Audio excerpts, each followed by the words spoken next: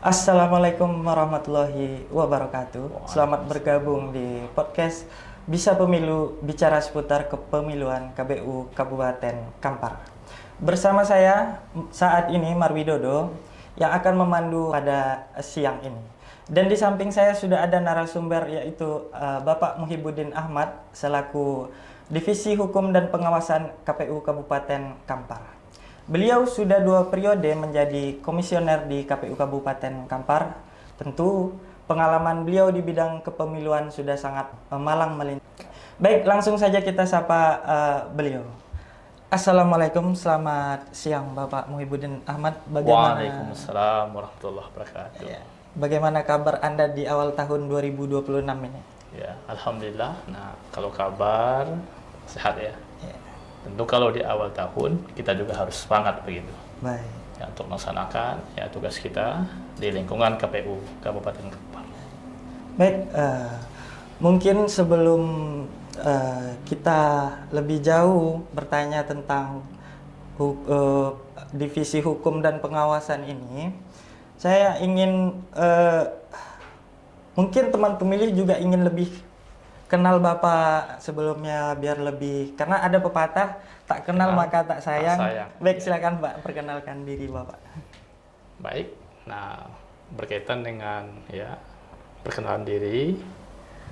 Nah, saya Muhibbuddin Ahmad yang saat ini sebagai Ketua Divisi Hukum dan Pengawasan KPU Kabupaten Kampar.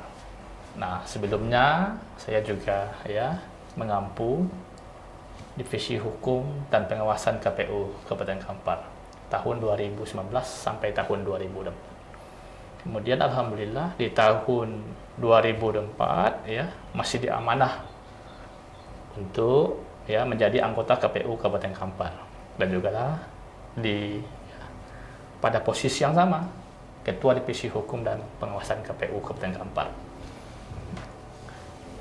Untuk pendidikan Bapak di sebelumnya atau hobi boleh dikasih tahu juga teman pemilih ya Pak? Oke. Nah, berkaitan dengan pendidikan, tentu ada orang yang bertanya begitu. Nah, apa sih pendidikannya, latar pendidikannya?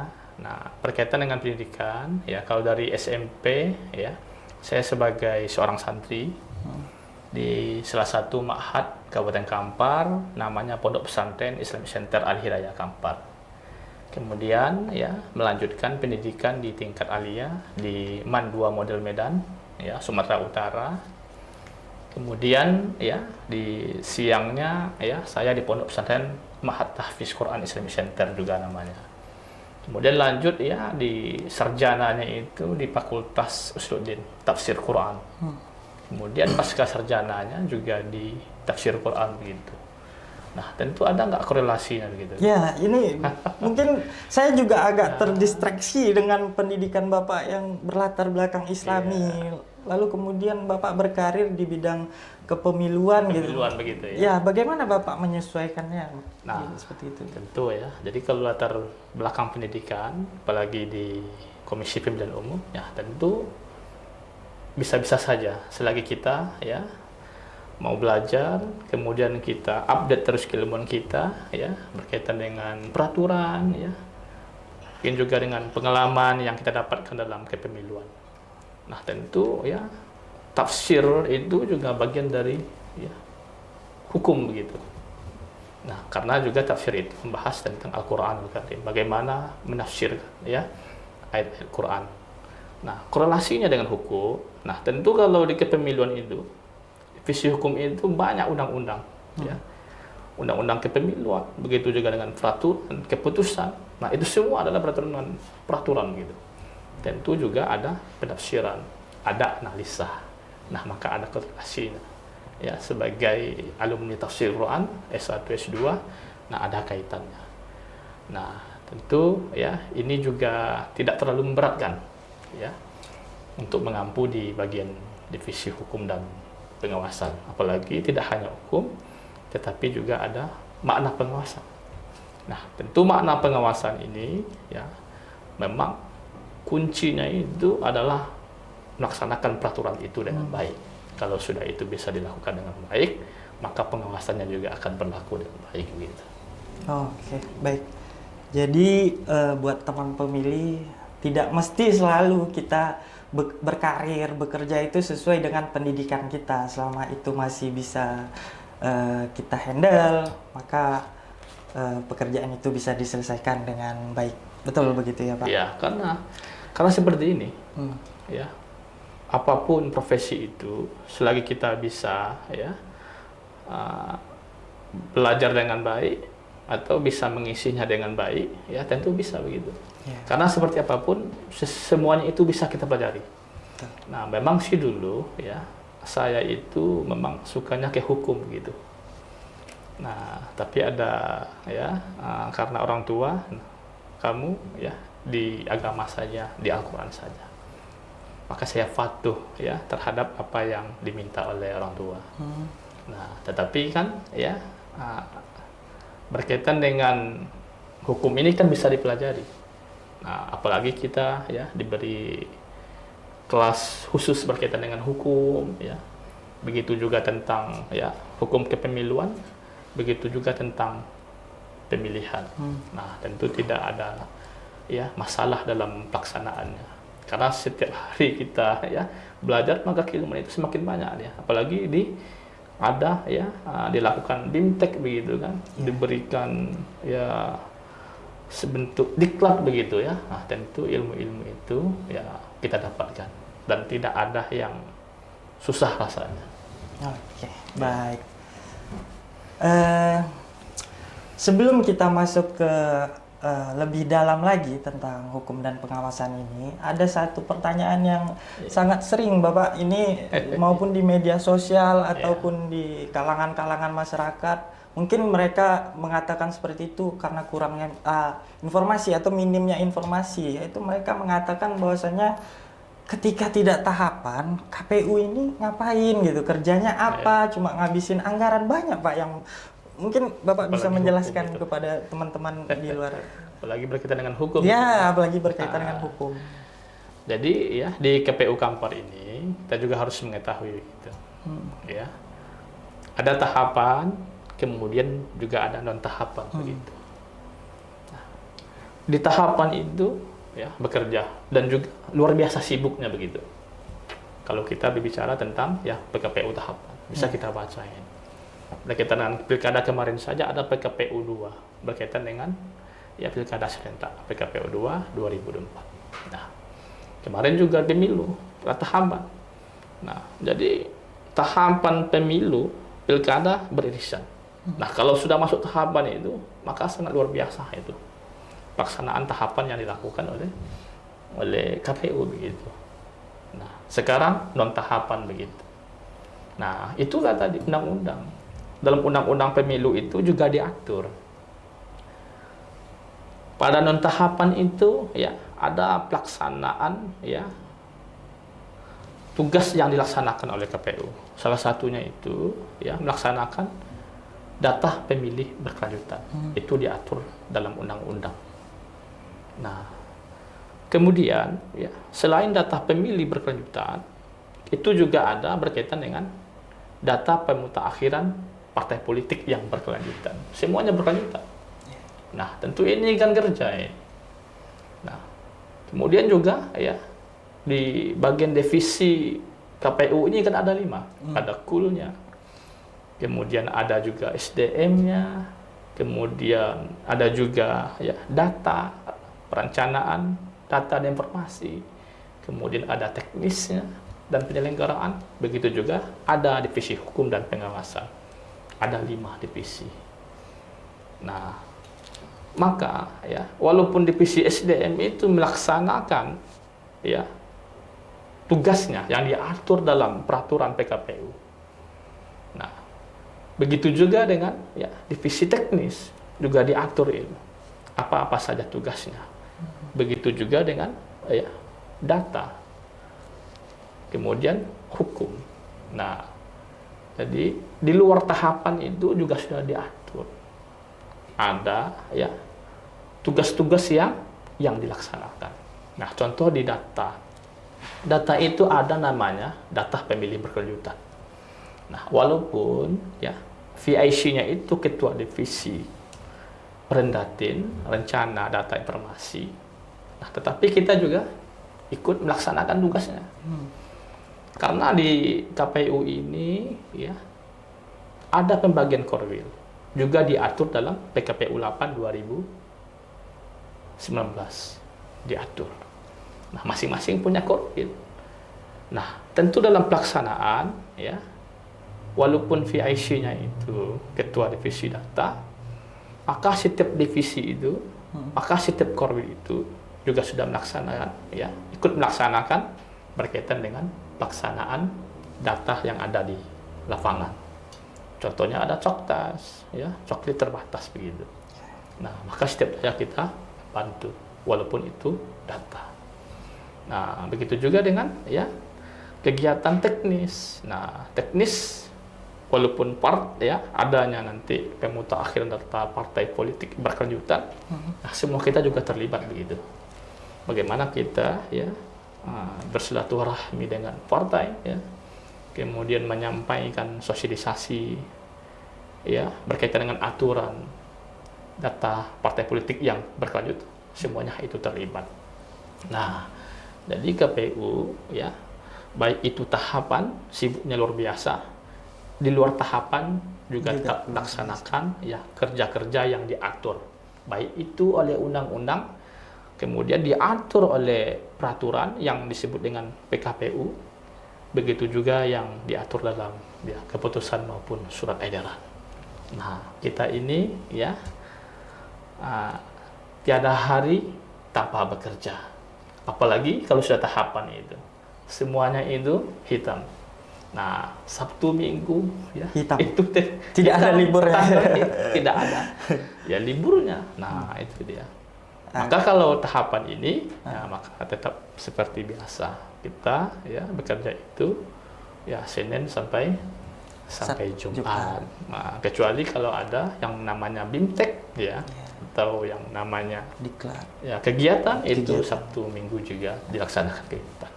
Nah, maka KPU itu tetap ya ada waktunya kerja-kerja, baik itu di tahapan yang begitu padat, begitu juga di non tahapan. Oke, baik. Begitu teman pemilih. Jadi ketika tidak ada tahapan, KPU juga bekerja. Sudah ada dalam undang-undang. Sudah ada di dalam undang-undang dan PKPU. Dan PKPU-nya. Baik. Untuk divisi hukum dan pengawasan sendiri, Pak, itu tuh menaungi bidang apa saja? Kita tahu bahwasanya seperti SDM itu menaungi PPID. Nah, untuk divisi hukum dan pengawasan ini apa saja itu, Pak, yang dinaungi oleh ya. Begitu juga dengan tugasnya gitu. Iya, nah, maka kembali lagi dalam PKPU 8 2019 itu ya, yang beberapa kali diubah. Ya, diubah sampai ada perubahan 5 kali begitu. PKPU ya 3 2020, PKPU 21 2020, PKPU 4 2022 ya, PKPU 5 2023 dan terakhir itu PKPU 21 2023. Nah, ada beberapa kali perubahan. 5 kali ya. Ya, jadi ya itu sudah diatur begitu. Mulai dari ya KPU RI, KPU provinsi, KPU kabupaten, ya kewenangan ya, kemudian kewajiban ya, tugas, kemudian ada setiap divisi itu ada tugas-tugasnya begitu. Termasuk ya pada pasal 35 itu diatur. Nah, divisi hukum itu. Nah, yang pertama sekali itu berkaitan dengan perencanaan ya, berkaitan dengan menyusun peraturan begitu. Nah, adanya penyusunan perencanaan ya, berkaitan dengan keputusan yang ada di ruang lingkup KPU. Nah, tentu ya di bagian divisi hukum. Nah, contoh ketika data melaksanakan ya rapat pleno ya, pemilih data berkelanjutan, nah itu nanti menerbitkan keputusan. Nah, maka keputusan itu dirancang. Nah, dan keputusan itu juga yang nanti akan diupdate ya di salah satu di bawah naungan ya divisi hukum itu ada namanya jaringan dokumentasi informasi dan hukum gitu. Nah, Kemudian ada lagi yang namanya telaah hukum dan advokasi hukum. Nah, berbicara telaah hukum ini, nah disinilah yang disebut dengan penafsiran. Nah, penafsiran terhadap hukum. Nah, bagaimana penafsiran itu dilaksanakan? Bagaimana analisa hukum ya terhadap pasal-pasal yang disampaikan, baik itu dalam undang-undang, begitu juga dengan dalam peraturan PKPU-nya, Komisi Pemilihan Umum, atau disebut dengan PKPU. Nah, tentu ya yang disebut dengan penafsiran, analisa ini perlu ya sebuah kajian yang mendalam. Kenapa demikian? Kalau tidak sebuah kajian yang mendalam, ditakutkan ya dalam mengambil sebuah keputusan itu malah memunculkan permasalahan. Betul. Nah, inilah perlunya telaah hukum ya. Kemudian ada advokasi hukum. Nah, advokasi hukum tentu ya berkaitan dengan ya permasalahan-permasalahan hukum. Nah, ada advokasi hukumnya. Bagaimana menyelesaikan ya permasalahan-permasalahan hukum gitu. Di ruang lingkup ya tentu KPU Kabupaten. Kalau kita KPU Kabupaten Kampar. Nah, maka di hukum itu karena ada tadinya telaah hukum, advokasi hukum itu, kita ya dalam mengambil sebuah keputusan itu, nah maka betul-betul itu, makna betul-betul itu dalam telaah itu, dalam penafsiran itu ya. Nah, supaya jangan terjadi permasalahan, maka ada juga ya penafsiran itu pembahasan berkaitan dengan ya pasal-pasal itu. Sehingga ya pembahasan-pembahasan itulah ya yang disebut nanti ada mitigasi risiko. Nah, mitigasi risiko ini itu sangat diperlukan dalam sebuah kelembagaan ya, supaya jangan muncul permasalahan di kemudian hari ketika ya sebuah tahapan itu dilaksanakan. Apa contohnya? Contohnya saja tadi PKPU 2024 berkaitan dengan tahapan. Nah, tahapan itu dari tanggal sekian berakhirnya tanggal sekian. Ini mesti dipahami. Jangan sampai kita melewati tanggal tahapan yang telah ditetapkan. Nah, kalau kita melewati tentu ini sebuah permasalahan hukum. Ini salah satu telaah penafsiran. Kemudian ya ada makna mitigasi di dalamnya. Itu berkaitan dengan telaah hukum. Nah, maka kalau sudah ada bagus telaahnya, mitigasinya bagus, maka ya yang namanya advokasi hukum nanti tidak akan muncul permasalahan. Nah, kemudian ada ya berkaitan dengan dokumen ya, dokumen hukum atau publish hukum begitu. Nah, salah satunya. Maka di dokumen hukum inilah ya adanya nanti yang dikatakan JDIH, jaringan ya dokumen informasi produk hukum. Nah, ini berkaitan juga dengan ya peraturan presiden ya, berkaitan munculnya JDIH ini. Nah, kemudian ya selain itu ada yang disebut dengan publikasi ya, publikasi hukum gitu. Nah, publikasi hukum tentu ini berkaitan dengan produk-produk hukum. Contohnya tadi sudah kita sampaikan ketika sudah melaksanakan ya rapat pleno data pemilih berkelanjutan ya, kemudian terbit keputusan, maka keputusan itu dipublish begitu. Nah, kemudian ya ada yang juga disebut dengan pengawasan ya internal begitu. Nah, hukum ya itu salah satu juga ya yang berkaitan dengan tugasnya, pengawasan internal. Nah, kenapa perlu pengawasan internal? Nah, ini adalah sebuah ya yang harus dilakukan begitu. Semoga dalam pelaksanaan ya roda pemerintahan itu atau dalam sebuah unit ya tempat ruang kerja itu atau lingkungan pekerjaan itu, nah adanya pengawasan apakah sudah sesuai prosedur, apakah sudah sesuai dengan peraturan perundang-undang, kemudian apakah ya tidak terjadinya ya pelanggaran kode etik. Nah, ini adalah bagian dari pengawasan atau disebut dengan pengawasan internal gitu. Nah, kemudian juga menyelesaikan ya berkaitan dengan ada yang disebut dengan pelanggaran administrasi gitu kan. Kemudian ya pelanggaran etik begitu. Nah, ini juga ya ada 6 tugas ya di bagian Ketua Divisi Hukum dan Pengawasan. Oke, baik. Sudah jelas teman pemilih di Divisi Hukum dan Pengawasan itu menanggungi yang pertama itu ada JDIH, telaah hukum atau advokasi hukum, public dokumen, pengawasan internal, benar begitu ya Pak ya. Terkait JDIH ini Pak, saya pengen lebih dalam lagi menggali JDIH. Terkait JDIH ini sejauh mana JDIH KPU Kabupaten Kampar ini merealisasikan apa yang telah diatur oleh PKPU sendiri? Silakan. Nah, berkaitan dengan JDIH ini, nah JDIH ini ya, ini bagian dari bagaimana ya keterbukaan informasi. Baik itu produk hukum ya yang ada di lingkungan KPU, baik itu RI, provinsi, kabupaten. Semuanya itu terintegrasi begitu. Nah, maka dengan JDIH ini nanti ada ya KPU itu bisa menyampaikan ya informasi berkaitan dengan produk hukum. Itu yang pertama sekali. Sehingga dengan JDIH itu ya segala produk hukum baik itu yang diterbitkan oleh KPU Republik Indonesia, provinsi, kemudian KPU kabupaten, semuanya sudah terintegrasi. Semuanya sudah ada di situ.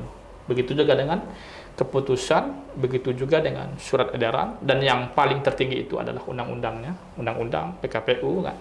Karena undang-undang itu adalah ruhnya. Nah, ruhnya. Maka PKPU itu adalah penjelasan dari ruhnya, peraturan. Nah, ruhnya itu undang. Maka penjelasannya ada di PKPU, kemudian juga dengan keputusan, kemudian juga ya adanya surat edaran di dalam ruang lingkup JDIH itu. Nah, itu yang pertama sekali, bagaimana ya itu tersampaikan kepada masyarakat, tersosialisasikan kepada masyarakat. Sehingga ketika sudah tersosialisasikan kepada masyarakat, ya itu ada namanya akses publik sebagai sarana akses publik. Nah, ketika dia sudah menjadi sarana akses publik, ini ada kemudahan di sini. Nah, orang-orang yang membutuhkan produk hukum itu ya bisa dengan mudah mengunduhnya. Begitu juga dengan orang-orang yang akan melakukan penelitian, ya. Nah, akan mudah mengunduh peraturannya itu, ya PKPU yang dikeluarkan ini. Nah, kemudian ya ini juga sebagai ya kemudahan akses. Maka semuanya ya ketika sudah disosialisasikan, kemudian ada sebagai sarana ya bagi publik ya, dan ini juga adalah fondasi ya yang memudahkan masyarakat untuk mendapatkan informasi itu sendiri. Maka ada makna keterbukaan. Nah, itu di ruang lingkup ya jaringan dokumen informasi hukum. Oke, baik. Berarti jika teman-teman ingin mengakses JDIH KPU Kabupaten Kampar bisa melalui media sosial JDIH KPU Kabupaten Kampar, yaitu di Instagram JDIH KPU Kabupaten Kampar dan Facebook JDIH KPU Kabupaten Kampar. Betul begitu Pak. Oke, terakhir Pak, untuk sebelum kita tutup, KPU Republik Indonesia baru-baru ini mencanangkan percepatan zona integritas. Nah, Bapak selaku Kepala Divisi Hukum dan Pengawasan di KPU Kabupaten Kampar, sudah sejauh mana terrealisasinya penerapan zona integritas di KPU Kabupaten Kampar ini? Nah, baik. Setelah ya surat edaran itu keluar ya, yang disampaikan ke KPU provinsi ya, itu juga KPU kabupaten. Nah, kita langsung melaksanakan ya sosialisasi berkaitan dengan zona integritas, yang terutama tentu di ruang lingkup ya lingkungan KPU Kabupaten Kampar. Nah, berkaitan dengan ya ada yang namanya wilayah bebas korupsi kan, ada yang namanya wilayah ya pelayanan melaksanakan melayani WBBM gitu kan, wilayah ya, pelayanan yang baik begitu ya terhadap ya melayani masyarakat. Nah, tentu kita ya berkaitan dengan zona integritas ini ya berdasarkan ya apa yang sudah diminta oleh KPU Republik Indonesia begitu. Nah, tentu berkaitan dengan dokumen-dokumen ya. Kemudian apa saja ya yang harus dilakukan ya di lingkungan KPU tingkat kabupaten. Nah, kita juga sudah mensosialisasikan kepada seluruh ya pegawai ya. Kemudian kita juga ya sudah menyampaikan ya berkaitan dengan adanya penanganan fakta integritas berkaitan dengan ya wilayah ya zona integritas. Di tahun 2021 itu juga ada berkaitan dengan Satgas gratifikasi, sudah juga dibentuk ya satgasnya. Dan ini sudah kita lakukan di lingkungan KPU Kabupaten Kampar. Oke, baik. Penjelasan yang sangat luar biasa dari Bapak Muhid. Semoga teman pemilih bisa mendapatkan insight-insight baru dari bidang kepemiluan ini. Baik, mungkin sedikit motivasi untuk teman-teman pemilih ini, Bapak, ke depannya itu bisa memilih atau menentukan pilihannya yang terbaik untuk bangsa ini. Baik bagi ya teman pemilih. Nah, kita tetap ya terus memberikan kontribusi bagi negara ini, termasuk salah satunya ya memberikan hak pilih kita ya, karena seperti apapun negara ini adalah negara demokrasi. Negara demokrasi itu melalui pemilu maka mewujudkan cita-cita bangsa itu. Apa dia? Yaitu ya negara yang ya rakyatnya sejahtera, adil dan makmur. Maka ya mari kita ya menjadi pemilih ya, yang cerdas begitu, pemilih ya yang bisa bagaimana memilih pemimpin yang baik untuk negara kesatuan Republik Indonesia. Maka tetap berikan hak pilihnya dan menjadi pemilih yang cerdas. Baik, terima kasih dan sukses selalu Bapak Muhid. Demikian podcast kita kali ini. Saya Marwi Dodo pamit undur diri. Wassalamualaikum warahmatullahi wabarakatuh. Wow.